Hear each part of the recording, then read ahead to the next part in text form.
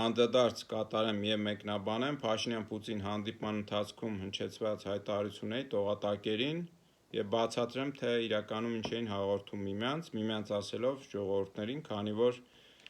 այդ հայտարարությունները դիվանագիտական տարբեր խողովակներով եւ փակ հանդիպումների ընթացքում շարունակ իրենք ստանում են եւ լավ տեղյակ են, եւ այդ հայտարարությունները ուղղված են հիմնականում ժողովուրդներին, այսինքն հանրությանը, որպեսզի կարողանան process-ները գնահատել եւ հասկանալ ինչ է տեղի ունենում։ Եվ այսպես, Պուտինը հաղորդում է, որ մենք հասկանում ենք, որ ձեր մոտ ընտրություններ են, քարոզչական խոսույթները սրվել են, բայց հուսով ենք, որ մեր հարաբերությունների վրա դա վատ չի անդրադառնա։ Ասում է նաև, որ ՕԴԿԲ-ին եւ շարունակ ուղղված պրետենզիաներ կան, ապա պետք է փաստել, որ երբ դու գնացիք 2022 թվականին, Փաշինյանն է ասում, այս մասը ուղիղ մեջբերում եմ ամ խոսքից, 22 թվականին գնացիք Պրագայում, Արցախը ճանաչեցիք Ադրբեջանի կազմում, Լեռնային Ղարաբաղը իհարկե ասում, ճանաչեցիք Ադրբեջանի կազմում, դա դարձավ Ադրբեջանի ներքին խնդիրը, եւ մենք այդտեղ առլևս անելիք չունենք։ Սա ուղիղ մեջբերում էր։ Սրանով ուզում է ասել, որ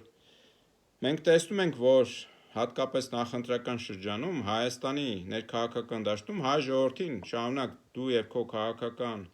թիմի անդամները ասում եք, որ ռուսներն են Արցախը տվել Ադրբեջանին։ Այնինչ դու ես ճանաչել Արցախը Ադրբեջանի կազմում եւ հայ ժողովրդին հիշեցնում է, որ աշխարհը իրավունքի վրա է հիմնվում, այսինքն պետությունների շուրջ հարաբերությունները կառուցված են բացառապես իրավունքի վրա, ժողովուրդների միջև հարաբերությունները։ Երբ դու քո իրավունքից հրաժարվում ես հանրային աշխարհով մեկ, այն պետությունը, որ եկել էր քեզ օգնելու քո իրավունքը, դժվարին իրավունքի իրագործմանը օգնելու, նա այլևս այդտեղ անելիք չունի։ Սա է մեզ հաղորդում հայ ժողովրդին, որ մի տրվեք այդ ստերին, քարոզչության այդ կեղծ։ Հաջորդ հաղորդումը ո՞րն է նրա, ասում է, որ Եվրոպայի հետ երբ մերձեցում եք խաղում, այդ կեղծ օրակարգը, սա իմ մեկնաբանություններն են, որտեղ իդեպ կցիտեմ խոսքը, ես կշեշտեմ, որ հանկարծ սխալ պատկերացում չլինի։ Հիմա ցիտում եմ, ասում է Եվրոպայի համար գազը $600 է, իսկ Հայաստանի համար 100 քանից շուրջ 4 անգամ քիչ։ Մեկնաբանում եմ, ինչ է սա նշանակում։ Սա նշանակում է, որ Պուտինը ասում է, դուք տեսել եք Եվրոպայի վիճակը, տնտեսությունը ոնց է քանդվում։ Տեսել եք, որ Գերմանիան, որը Եվրոպայի շարժիչ ուժն է, տնտեսությունը, արդյունաբերությունը, ամբողջ տնտեսությունը արդեն 3-4 տարի է, ինչ պատերազմը սկսվել է ռուս-ուկրաինական, անկում է ապրում։ Ամեն տարի է տնտեսությունը կրճատվում է։ Սա իհարկե շատ վատ է, որտեղ Գերմանիան ունի հզոր եւ օգտակար աշխարհի համար տնտեսություն եւ մրցակցությանը չի դիմանում հիմա զուտ այն պատճառով, որ ռուսներից դադարել են գազ առնել, վառելիք առնել ռուսներից եւ առնում են ԱՄՆ-ից ու Կատարից եւ նավերով երբ գալիս է այդ գազը 3 անգամ թանկ է նստում շուրջ։ Այսինքն հիմա Գերմանիայում 2-3 անգամ վառելիքը թանկացել է։ Եվ նա այդ է հիշեցնում, ինչու է դա հիշեցնում, ես հիմա հայ ժողովրդին հիշեցնեմ, որ Հայաստանում ներկրվող վառելիքի 55%-ը շուրջ գազ է, որը մենք ներկրում ենք կամ Ռուսաստանից կամ Պարսկաստանից, բայց Պարսկաստանից եկող գազն էլ է ռուսներին այդ խողովակաշարը։ Եվ այդ 55% գազի շուրջ 40%-ը օգտագործվում է ջերմակայաններում էլեկտրաէներգիա արտադրելու։ Այսինքն մեր էլեկտրաէներգիայի շուրջ 40%-ը ռուսական գազով է արտադրվում, մնացյալ 30%-ը էլեկտրաէներգիա արտադրվում է ռուսական ուրանով, ընդեղից բերած ատոմակայանով, որը իրենք են, ռուսներն են կառավարում։ Այսինքն մեր երկրի տնտեսության շարժիչ ուժ, էլեկտրաէներգիայի, էներգետիկայի շուրջ 70 ավել տոկոսը ռուսական աղբյուրներից է սնվում։ Նա դա է հիշեցնում, հետո զուգահեռ ասում է, որ մեր տնտեսությունները աճել են շուրջ 10 անգամ առևտրաշրջանառությունը միմյանց միջև, այնինչ Ադրբեջանի հետ կեսն է։ Այդտեղ էլ հաղորդում է, որ ամեն դեպքում մեր հարաբերությունները ձեր հետ շատ ավելի լավ են, քան Ադրբեջանի։ Եվ ուզում է ասել, այդ զուգահեռները իրար հետ այդ էներգետիկա մյուսը մեջ բերել, դուք հասկանում եք, որ մենք թանկացնենք, հայրին է ասում, ձեր գազը եւ դարձնենք միջազգային գին $600, ինչ կլինի ձեր տնտեսությանը։ Կվերանա տնտեսությունը ուղղակի, կքանդվի։ Աղքատությունը եթե հիմա 40%, 50% է, ապա կդառնա եսիմ ինչ այդ թվերը։ Բոլորը, նույնիսկ միջին խավը մենք բոլորս կհայտնվենք աղքատության եզրին, որովհետև գները կրկնակ երակի կաճ են ամեն ինչի։ Ինչ վերաբերվում է Եվրոպայի հետ մերձեցմանը արդեն կոնկրետ տնտեսական կարգերի մասով, ասում է, որ համադրելի չէ, այս մասը էլի ցիտում եմ, համադրելի չէ Եվրոմիության անդամակցությունը եւ Եվրազիասի անդամակցությունը։ Ես իդեպ սրա մասին ասել եմ, էլի ասեմ մեկ անգամ եւս այս առիթով, որ Եվրոպային Հայաստանի անդամակցությունը Եվրոմիությանը բացարձակ հետաքրքիր չէ, Եվրոմիությունը Հայաստանին ուզում է կառավարելի դարձնել, ձեռքի տակ իր խամաճիկ իշխանություն ունենալ զուտ մի բանի համար, որ Ադրբեջանի դեմ մեր իրավունքը չբանացնենք, հա, որտեվ երբ որ մենք մեր իրավունքներին տեր ենք լինում, ուզենք չուզենք Ադրբեջանին դա հակադրվում է, որպեսզի նրանց հետ հանգարց կոնֆլիկտ չլինի, որպեսզի մենք հայերս չվնասենք իրենց այն ենթակառուցվածքների Եվրոպայի ադրբեջանական, որով Եվրոպային գազ ու նավթ են մատակարարում։ Եվրոպայի շահը այստեղ բացարձակապես սա է, հայր, սա հիշեք, սա բանաձև է, սա հիշեք, սա ճշմարտության, այսինքն աքսիոմա է, որտեղ ապացուցման կարիք չկա սրան։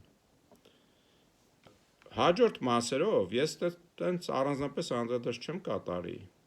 այն մասով, որ օրինակ ասում է Հայաստան ռուսամետ ուժեր կան, որ մենք կուզենանք, որ իրենք ազատ մասնակցեն ընտրությանը, գիտենք կան ձերբակալված մարդիկ, յանը սա ամել Կարապետյանի նկատի ունի։ Եվ այստեղից սկսած նաև հիմա ասեմ, թե Փաշինյանը ինչպես է պատասխանում Պուտինին, ի սկզբանե պատասխանները տրիվիալ ինչ-որ պատասխաններ, կոնկրետ այս մասով ասում է, որ դե երկքաղաքացիները ըստ համադրության չի կարող մասնակցել, այլապես ժողովրդավարություն եւ այլն, դե պարզ բան, այդպես է, այո։ Մյուս մասով, ODKB-ի մասով ասում է, ես գնացի, ասում է այդ քայլին, որովհետեւ մինչև իմ Պրագայում այդ բանն էլ ODKB-ն չէր միջամտել այդ պատերազմին։ Պատկերացնում եք, չէ՞ ինչ ասում։ Լավ, դիցուք ռուսները ընդհանրապես չկան, ընդհանրապես չեն մասնակցել, չեն օգնել, այսինքն ինչ, պետք է դա ճանաչեիր Արցախը Ադրբեջանի կազմում, մեր այս 30 տարվա մակարոնների, դրանից առաջ էլ տասնյակ տարիներ մակարոնների ազգային ինքնորոշման, այդ տարածքում մեր հազարավոր տարիների ներկայության ապահովման իրավունքների պայքարը պետք է զիջեիր, ասեիր քոնն է Ադրբեջան, ինչա ռուսները չեն գալիս օգնության, հա, այդպես է աշխարհը աշխատում, չէ։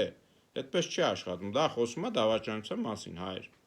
Դա խոսում է, որ նա կամ թուրքերի սպասարկումն է, թուրքական ծառայություններ այստեղ մատուցում, թուրքական քաղաքական շահերը սպասարկում, կամ դավաճան է, դա դրա մասին է խոսում։ Այդ նույն տրամաբանությամբ հիմա ռուսները այստեղից զորքը հանեն սահմանից, ինչ որ պայ Թուրքիան որոշի Հայաստանը գրավել, Ռուսաստանը չգա օգնության, ոչ մեկ չգա մեզ օգնության, ինչ Փաշինյանը պետք է հայտարարի Հայաստանը ճանաչվում Թուրքիայի կազմում, հա, այդպես է աշխատում այդ ամեն ինչը։ Կամ Ադրբեջանի կազմում, չէ, այդպես չի աշխատում։ Այդ ամեն ինչը կրկնում եմ, դավաճանության մասին է խոսում եւ նա իր խոսքով եւ հակադարձում է այդպես, ընդհանրապես հաստատում է դա։ Այս է այդ օղատակը, որը ես տեսնում եմ։ Մեկ էլ խոսքի մեջ Փաշինյանը ասում է, որ Ադրբեջանն ու Հայաստանը ճանաչել են միմյանց սահմանները սովետի ժամանակ եղած քարտեզի համաձայն, քարտեզների։ Այնինչ Ադրբեջանը չի ճանաչել, բայց այդտեղ ամենակարևորը նա է, որ սրանք այս իշխանությունը, որ իբր թե ձևանում են ինքնիշխանության համար պայքարող ռուսներին դեմ եւ այլն, օկուպացիայի դեմ, գաղութարարության դեմ, հիշում են, որ առաջին հանրապետությունը դադարել է, որտեղ սովետներն են եկել գրավել ու այդ քարտեզները իրենք են որոշել, ոչ թե հայ ժողովուրդը իր պայքարի ընթացքում ձեռարվել է այդ սահմանները։ Այս է հաջորդ կեղծիքը, որ իբր թե իրենք ինքնիշխանության կողմնակից են, բայց ընդունում են սովետի պարտադրած քարտեզը, սահմանները։ Այն մյուս մասը Եվրոպայի հետ մերձեցում ասում է դե մենք քանի դեռ հակադրություն չկա, հնարավոր է համադրել, կհամադրենք մեր ու Եվրազիասի հետ այդ հարաբերությունները, ինչ հետո երբ որ պահը գա, մենք կորոշենք, այդ ասում է ժողովուրդը կորոշի։ Բայց ժողովուրդը ո՞նց է որոշում։ Ժողովուրդը շարունակաբար տասնյակ մեդիաներով եւ կեղծ քարոզիչներով ու կեղծ մեկնաբաններով ու սուտ վերլուծաբաններով, որ ստեղ IQ-ն 100-ից ցածր է, բայց որոշել է վերլուծաբան լինի, իրականում փողով, ասենք քարոզիչը, հաջորդին շարունակ խափում են, կեղծ ինֆորմացիա են տալի։ Մարդուն որ կեղծ ինֆորմացիա տաս խափես, ի վնաս իրեն որոշում կկայացնի։